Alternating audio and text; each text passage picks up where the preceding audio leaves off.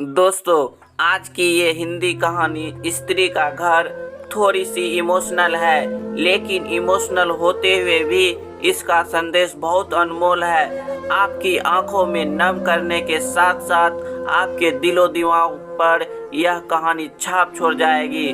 तो चलिए एक बार इसे ज़रूर सुनते हैं। तुम्हें कितनी बार बताया है कि मेरे तैयार होने से पहले मेरा नाश्ता तैयार हो जाना चाहिए। शादी के 25 सालों बाद भी मुझे क्यों बार बार एक ही बात बतानी पड़ती है लता? तुम्हें क्या है? तुम तो आराम से घर पर रहोगी, मुझे काम पर जाना पड़ता है। तुम हो कि हमेशा बेवकूफ़ों जैसी हरकत करती रहती हो। अगर तुम यह जानबूझकर करती हो तो याद रखना, मुझसे बुरा कोई नहीं होगा। आज भी प्रशांत का पारा चढ़ा हुआ था। इस कटु शब्द ने अपना गुस्सा उतारते हुए गीला तौलिया कुर्सी पर फेंकते हुए प्रशांत गुस्से से लता की तरफ देखने लगा। लता के लिए प्रशांत का यह बेवजह का गुस्सा कोई नई बात नहीं थी। वह महीने में 3-4 बार ऐसे ही लता पर बरस पड़ता था। पहले लता उसका विरोध किया करती थी, लेकिन जब कई सालों तक प्रशांत में कोई बदलाव नहीं दिखा तो लता ने खुद ही बदल दिया। अब प्रशांत के कुछ भी कहने से लता को कोई फर्क नहीं पड़ता था। प्रशांत की हर बात वह चुपचाप सिर नीचे झुकाए सुन लेती थी। शादी के पहले 5 साल तक लता ने पूरी कोशिश की थी कि प्रशांत को बदला जाए, लेकिन फालतू का गुस्सा करना और बाद में लता को भला बुरा कहना, यह मानो जैसे उसकी आदत बन गई थी। कोई भी बात विवाद होता तो प्रशांत सीधा लता को बोल देता, अगर तुम्हें मैं अच्छा नहीं लगता तो क्यों नहीं चली जाती अपने मायके, क्यों रहती हो मेरे साथ? इतना सब कुछ होने के बावजूद लता प्रशांत के साथ रहती थी, क्योंकि उसे अपनी बेटी की फिक्र थी और वह जाती भी तो अपने बूढ़े हो चुके माँ बाप को इस उम्र में परेशान करना नहीं चाहती थी। समाज और लोग क्या कहेंगे, यह भी तो उसे देखना था। बस इतनी पढ़ी लिखी तो नहीं थी कि वह खुद जाकर कोई नौकरी कर सके और अपना और अपने बेटी का पालन पोषण कर सके।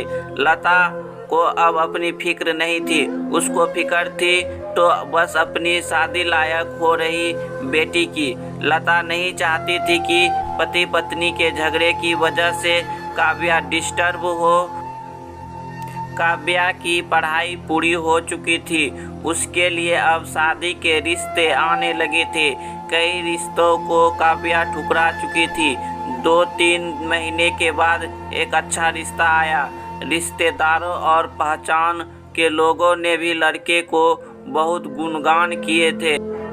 प्रशांत एक शाम अपनी बेटी के पास बैठकर उसे बताने लगा, काव्या बहुत अच्छा लड़का है, पढ़ा लिखा है, बड़ा घर है, बहुत अच्छी नौकरी है। ऐसे रिश्ते बार बार नहीं आते बेटा, इस पर बार मना मत करना।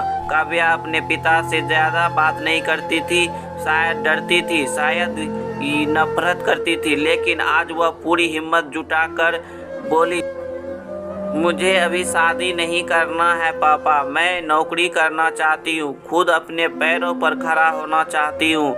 हाँ तो इसमें क्या बड़ी बात है, मैंने लड़का से बात की है, वह तुम्हें किसी बात के लिए नहीं रोकेंगे। तुम शादी के बाद भी नौकरी कर सकती हो, वह तुम्हें नौकरी के लिए परमिशन दे देगा। प्रशांत बोला, मेरा नौकरी करना या ना करना उसकी परमिशन पर क्यों डिपेंड रहेगा पापा? काव्या ने पूछा। मैं कह रहा हूँ ना, तुम्हें किसी भी चीज़ की कमी नहीं होगी। ऐसे रिश्ते बार बार नहीं आते, इसे ठुकरा मत, बहुत खुश रहेगी तुम वहाँ। प्रशांत बोला, पापा क्या मैं उतनी ही खुशी रहूँगी जितनी मम्मी इस घर में खुश है?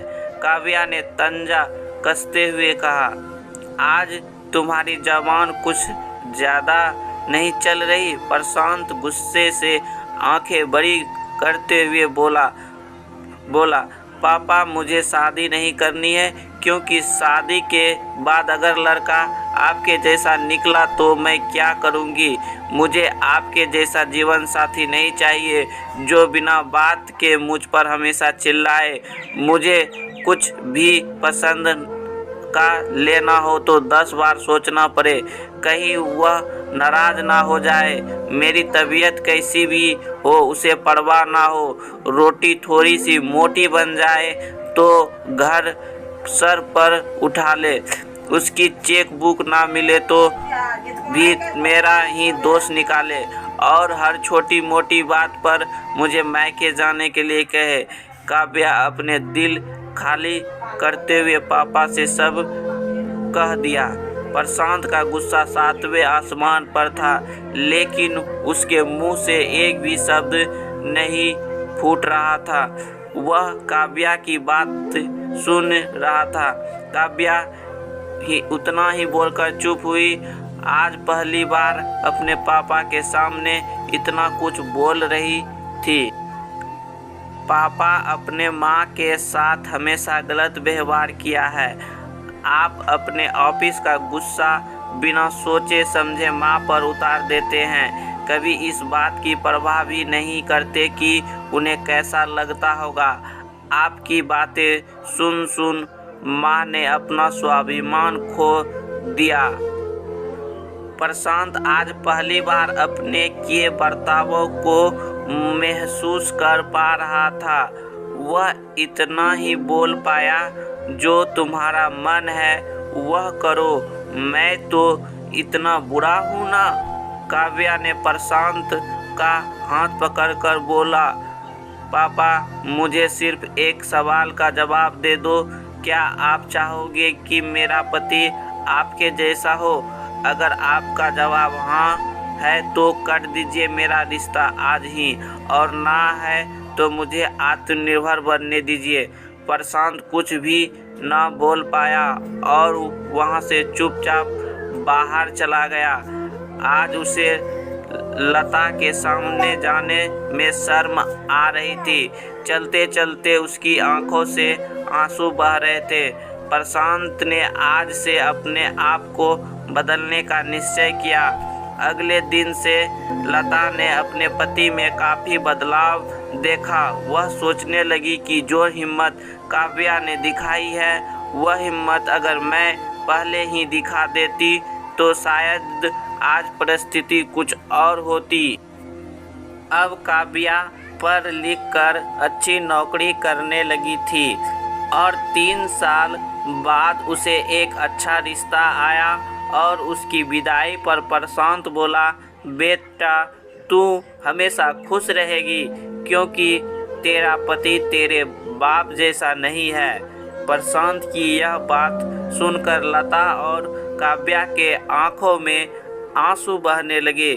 दोस्तों, हमारे समाज में औरतों को भले ही देवी का दर्जा दिया जाता है, लेकिन वह स्वतंत्रता नहीं दी जाती है जो उसे देनी चाहिए। उन्हें बचपन से ही बताया जाता है कि वह पराया धन है। स्कूल से आने में देर हो जाए तो पिटाई मिलती है। मोबाइल पर बातें करते हुए दिख जाए या खिड़की से झांकते हुए दिख जाए तो शक किया जाता है। माँ बाप का घर तुम्हारा घर नहीं है, पति का घर ही तुम्हारा घर है। जीवन भर यह बातें बता बता कर उन्हें ससुराल भेज दिया जाता है और एक दिन किसी छोटे छोटे झगड़े में ससुराल वालों से उन्हें सुनना पड़ता है कि इस घर को छोड़ दो और मायके चली जाओ। अब आप ही बताओ दोस्तों, ऐसी स्त्रियों का सच्चा घर कौन सा?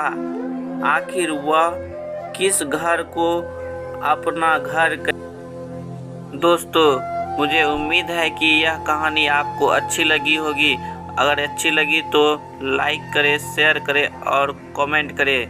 धन्यवाद।